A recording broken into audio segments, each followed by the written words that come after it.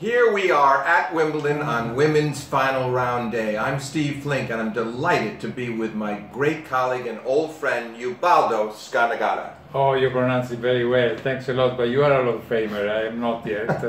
And when I say yet, I'll never be. Anyway, much more elegant than me, but that's normal. And,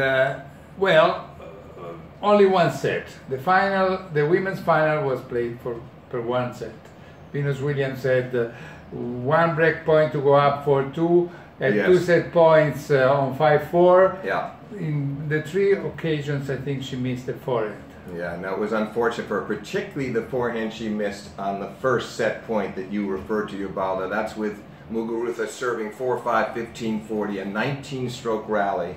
And then on the 20th, Venus erred off that forehand side. That was a critical error. She never really recovered. She lost the last 9 games of this match.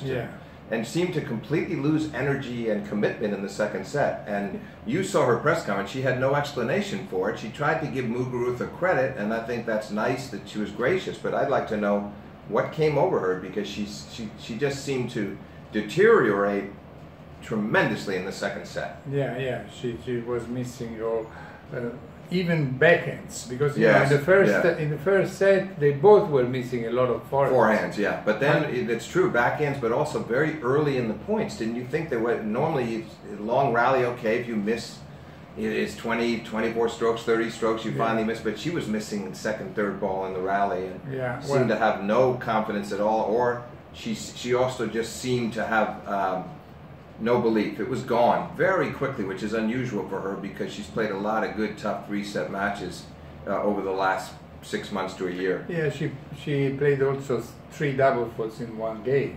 Yeah, that was terrible. Yeah. Anyway, pity in a way.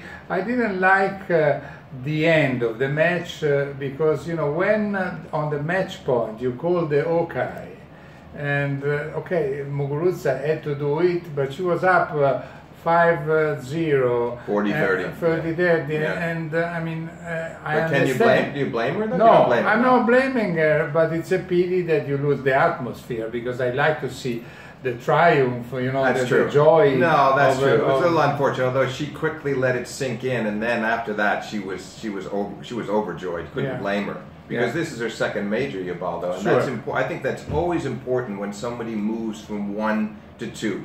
It puts them into, you might say, puts them into Hall of Fame contention, but more importantly, it validates their first one, and the chances are Muguruza can go on from here to win more majors, 2 or 3 more, I would think. Yeah. You know what, Steve? I think that if you were 37 years old, playing a final in Wimbledon, and had to face a Spaniard, it would be better not to play. I mean, if I think about Martina Navratilova. Yeah, you're right. Well, you brought that up. Yeah, you brought that up in the press conference, and it seemed to me that Muguruza didn't fully understand what you meant. I say the coincidence, yes, but I mean, Conchita, you know, wasn't the favorite then.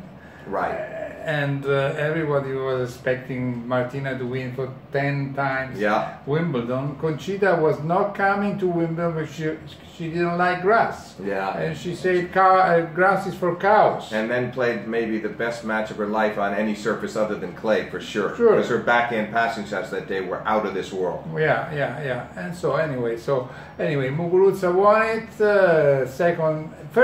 First tournament in the year. I mean, but she picked the right one to win. I mean, like Ostapenko. Ostapenko won her first tournament in Roland Garros. Well, let's face it, don't you think a major is worth 4 or 5 regular tour titles? I mean, in value? Sure. And Garbin said at the end, when she was asked if she would like to become #1 in the world, she was asked by the Spanish press, she answered, I would prefer to win another slam. Yeah, well, if she wins another slam, then she does well in some other places, she can put herself in contention it can take care of itself. Of course. Well, look, we just finished this evening resume of the day with a prediction. Federer versus Cilic. The bookies say that they paid Cilic 5 times to 1. But Cilic won 6 sets out of the last 15 versus Federer. Which is not bad at all. And that includes straight set win at the US Open in 2014 and 5-set loss here a year ago when he actually led 2 sets to love. So you make a good point. Plus, I think he's one of the most fearsome servers that Federer can face. Yeah. And I think if you pick 2 or 3 guys at the start of the tournament, 3 players that Federer said he would fear the most, I think Cilic would have been on the list. Yeah. Still, I do hope, to be honest, to celebrate the 8th triumph of Roger Federer. No, and I have nothing against right. Cilic, because he's a very nice guy, He's very a very humble, good guy. very.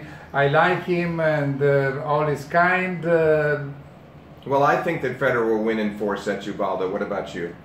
Well, I wouldn't mind to see him winning in 5 sets, because Well, I like the drama. That would be the best. But And also would be good for Cilic too. But I'm going for Federer 7-6 in the 4th, 8-6 in the tiebreak. Oh my God! From 6-3 down in the tiebreak. Oh really? Okay. Well, we have a magician. We don't have an Hall of Famer, a magician.